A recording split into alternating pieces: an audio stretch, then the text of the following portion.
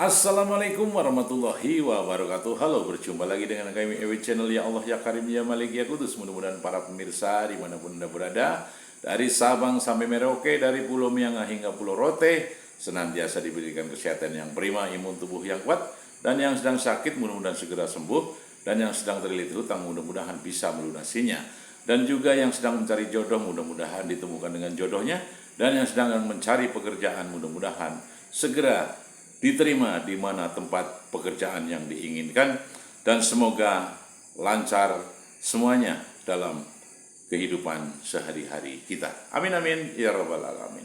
Untuk kali ini saya ingin sedikit memaparkan tentang cahaya kesadaran Satrio Piningit, bahwa kesadaran kehidupan manusia itu yang sangat hakiki dan itu sangat betul-betul harus kita camkan benar-benar, kita lakukan, dan kita betul-betul dalam melakukannya itu sungguh dengan ketulusan hati, dengan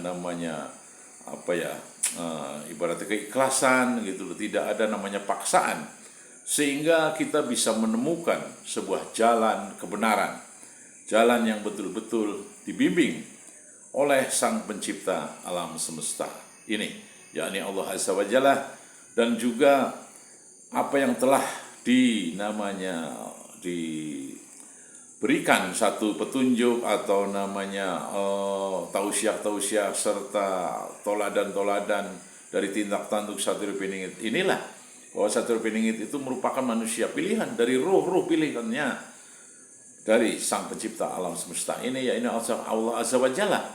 Kenapa kita selalu mengacu kepada Satrio Piningit? Karena sudah yakin dan sudah betul-betul bahwa Satrio Piningit inilah manusia, sosok yang betul-betul menjadi panutan kita, menjadi sori toladan kita, sebagai tolak ukur dalam kehidupan kita sehari-hari, dalam kita berkeluarga, bermasyarakat atau bertetangga, mungkin bermasyarakat di lingkup mungkin desa, kabupaten, serta mungkin provinsi dan Indonesia, di Nusantara ini, atau mungkin di seluruh dunia ini juga sama. Sebetulnya umat manusia di muka bumi ini betul-betul sebenarnya membutuhkan sosok Satrio Piningit inilah, dari cahaya tentang kesadaran.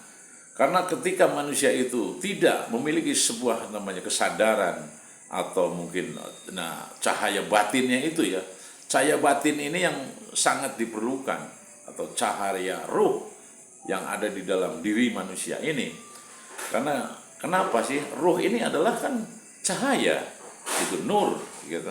Nur itu kan bahasa dari Quran tersebut ya kan, dan nur itu cahaya kan, cahaya ilahiyah yang ada di sanubari kita, agar kita bisa menerangi siapa dulu? Yang menerangi diri kita sendiri. Ketika manusia itu ingin mendapatkan sebuah cahaya atau nur ilahi, iya memang cahaya ini kan berangkat dari kegelapan. Kegelapan inilah yang menghasilkan cahaya. Kalau kita bolak-balik kan seperti itu. Kebenaran berangkat dari ketidakbenaran.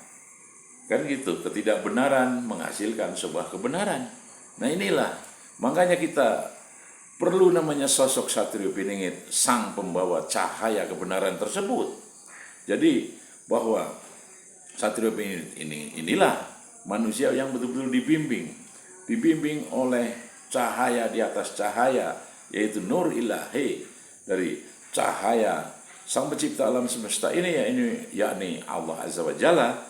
Sehingga sebagai manusia awam seperti saya sendiri perlu tentang belajar terus untuk mengaji dari kehidupan Satrio Piningit ini, agar untuk kita tiru, untuk kita telaah, untuk kita ikuti jejak dan langkahnya, sehingga bahwa kita sedikit demi sedikit akan mendapatkan cahaya tersebut, yakni cahaya kesadaran.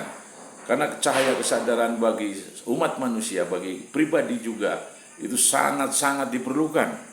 Untuk apa ya? Untuk menjadi obor kita, petunjuk kita untuk melangkah, langkah demi langkah dalam mengarungi sebuah kehidupan ini yang makin terasa hiruk pikuknya, masih makin terasa amburadul, ya kan? Yang ibaratnya akhirnya kita bisa melihat itu ya. Kenapa cahaya kesadaran ini perlu kita bahas dan perlu kita kedepankan? Karena apa? Ketika seseorang mendapatkan namanya jabatan, kenapa beliau itu tidak menganggap sebuah amanah? Karena itu tadi, cahaya kesadarannya tidak ada, tidak datang, tidak hadir di dalam batinnya, sehingga dia melakukan sebuah namanya kenistaan, membuat namanya kerugian kepada negara, kepada perusahaan, ya kan? Yang akhirnya korupsi tersebut, karena namanya sebuah jabatan tidak dianggap sebagai amanah, tapi sebagai rezeki dianggapnya, itu loh. Jabatan sudah dianggap rezeki, ya sudah, antam kromo saja, tidak ingat bahwa itu adalah sebuah amanah daripada mungkin masyarakat kan, gitu. Sehingga jelas sudah pasti merugikan tatanan semua. Banyak orang menderita, dia bodoh amat gitu ya. Yang penting gua senang gitu. Itu ciri-ciri manusia yang tidak punya namanya kesadaran. Cahaya kesadarannya di dalam hati itu tidak ada. Gitu loh. Makanya kita kan terus kita bahas, terus kita pelajari, terus kita kaji, gitu ya, untuk kita dapat menemukan sebuah cahaya kesadaran di dalam diri kita. Emangnya kita hidup itu enak-enakan aja? Hidup ini akan diberikan sebuah tanggung jawab dari Sang Pencipta alam semesta ini, gitu.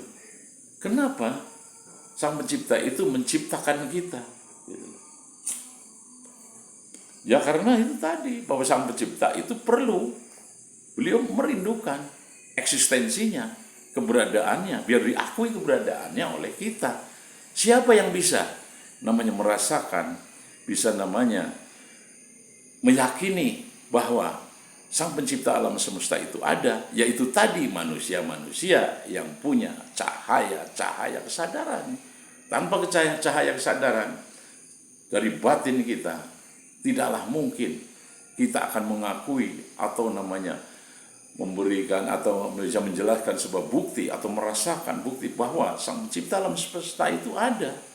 Karena itu tadi perlu dengan namanya mata batin yang bersih. Mata batin yang bersih itu apa? Yang hakiki, yaitu tadi munculnya sebuah namanya nur ilahi di dalam hatinya. Akhirnya mendapatkan namanya cahaya kesadaran diri manusia itu yang perlu. Mungkin cukup sekian dan terima kasih. Om sikum wa nafsi bitaqullah. Wassalamualaikum warahmatullahi wabarakatuh.